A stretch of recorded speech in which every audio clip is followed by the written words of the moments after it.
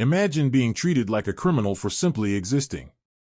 For 16-year-old twins Chloe and Sasha, a dream graduation trip was about to become a public nightmare. They stood at the jet bridge, tickets in hand, hearts full of excitement.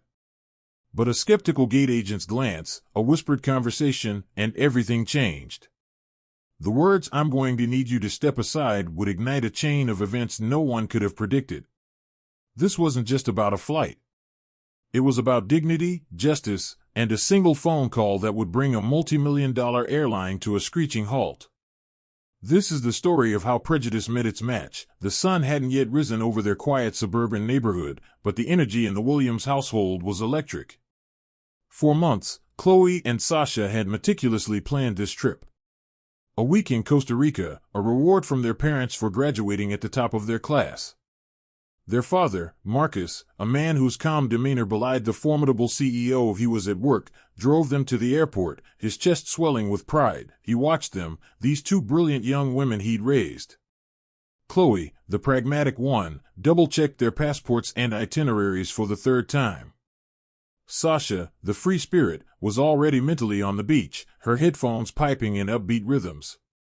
They were dressed comfortably for the long flight, designer sweatpants, crisp sneakers, and stylish carry-ons, a gift from their grandmother. At the bustling international terminal, Marcus hugged them tightly. "Remember, your connection in Atlanta is tight.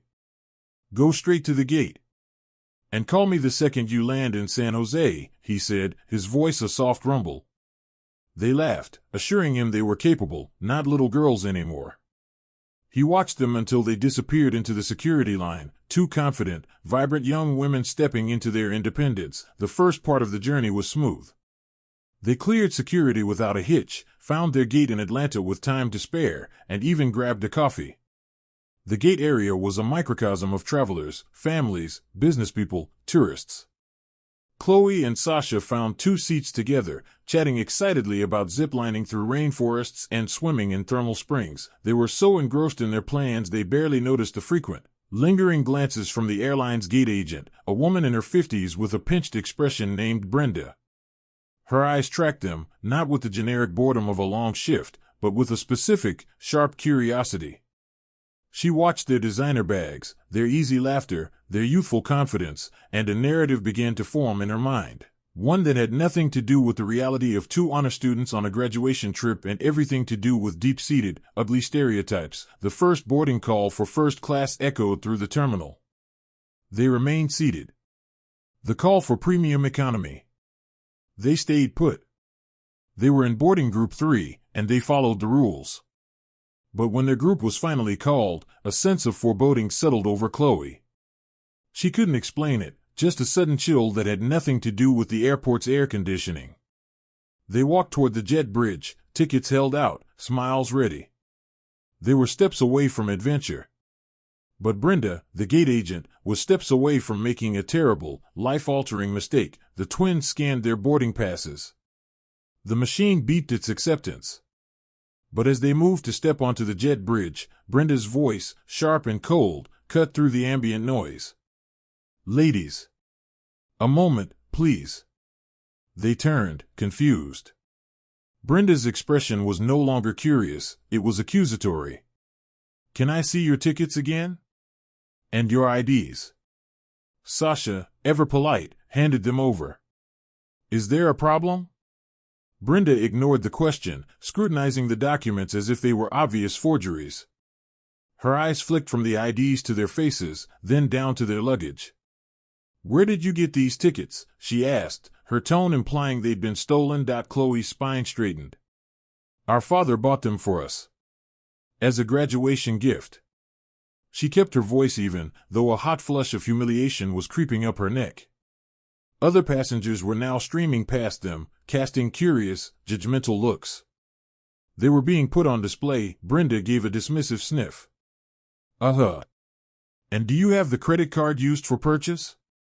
"That's at home with our dad," Sasha replied, her confidence beginning to waver into anxiety. "I'm going to need you to step over here, out of the way," Brenda said, gesturing to a sterile, isolated corner away from the main flow of passengers. The public shaming was complete. They were being segregated, treated like suspects. For the next 10 minutes, Brenda subjected them to a quiet but brutal interrogation under the guise of protocol. She implied the tickets were too expensive for them to rightfully own, questioned the legitimacy of their student IDs, and suggested their luggage might contain items that didn't belong to them. The subtext was screaming, a silent accusation of theft and fraud based solely on their skin color and age. Tears of frustration welled in Sasha's eyes. Chloe's fists were clenched, her jaw tight. They were honor students, debate team champions, daughters of a Fortune 500 CEO, and they were being treated like common criminals. Please, Chloe said, her voice trembling with a mixture of rage and hurt. Just call our father. He can verify everything. His number is I don't need to call anyone, Brenda interrupted, her finality crushing. I'm not satisfied with your documentation. I'm denying you boarding. Security has been notified to escort you from the secure area. The words landed like a physical blow. Denied. The dream trip evaporated. The graduation gift tarnished. Their dignity shattered on the polished airport floor. The other gate agents looked away, complicit in their silence. The system had failed them utterly. It was then that Chloe's humiliation crystallized into something harder, colder, a resolve she'd inherited from her father. She would not be escorted out like she'd done something wrong. She looked Brenda directly in the eye, her gaze unwavering. You are making a huge mistake, Chloe said, her voice now steady and low. And you will be held accountable for it. She pulled out her phone, her fingers flying across the screen. It wasn't a call to her father's personal cell. It was a video call. And when Marcus Williams' face appeared on the screen, he wasn't in his home office. He was in a corporate boardroom, surrounded by glass walls and serious-looking executives. He took one look at his daughter's tear-streaked face and the tense airport scene behind her, and his warm, paternal expression vanished, replaced by the cold, focused intensity of a predator who had just identified a threat to his cubs. Chloe. Breathe. Tell me exactly what is happening. And put the phone on speaker. Chloe held the phone up, her hand rock steady. Marcus's voice, amplified and devoid of all its usual warmth, filled the small space around the gate desk. This is Marcus Williams. To whom am I speaking? Brenda, startled by the sudden authority emanating from the phone, stammered, This is Gate Agent Brenda Jones with Sky High Airways, and I am handling a security. You are handling a discriminatory incident, Agent Jones. Marcus cut her off, his tone like polished steel. You have publicly humiliated and denied boarding to my minor daughters without just cause. I am now recording this interaction. Explain, using precise language, your legal justification for this decision. The blood drained from Brenda's face. The mention of recording, the demand for legal justification, this was not the script. She fumbled, falling back on weak corporate jargon. Sir, I'm following procedure. There were discrepancies. I needed to clarify what specific discrepancies. Their government-issued IDs match their tickets. The tickets are confirmed in your system. You have offered zero evidence of any discrepancy beyond your own apparent bias. You will provide me with your full name, employee ID number, and the name of your direct supervisor. Now. While Brenda stammered through her identification, Marcus was already multitasking. The executives in the boardroom behind him were already on their own phones, tablets in hand. Marcus issued quiet, rapid-fire commands they could only hear one side of. Pull all our corporate accounts with Sky High. Every travel contract, every charter. Freeze them. Now. Yes, notify their VP of Global Sales. Tell him why. He turned his attention back to the phone. Agent Jones, you will not move my daughters. They will be seated comfortably at your gate. You will bring them water. A supervisor will be here in 60 seconds to apologize and reinstate their boarding.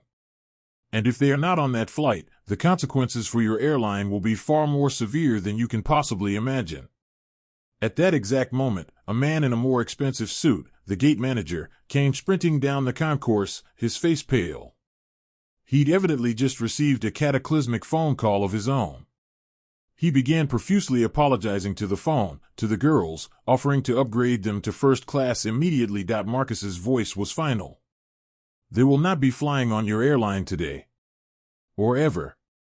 My company will never fly with you again. But that is not the end of this. It is only the beginning. The twins did not go to Costa Rica that day.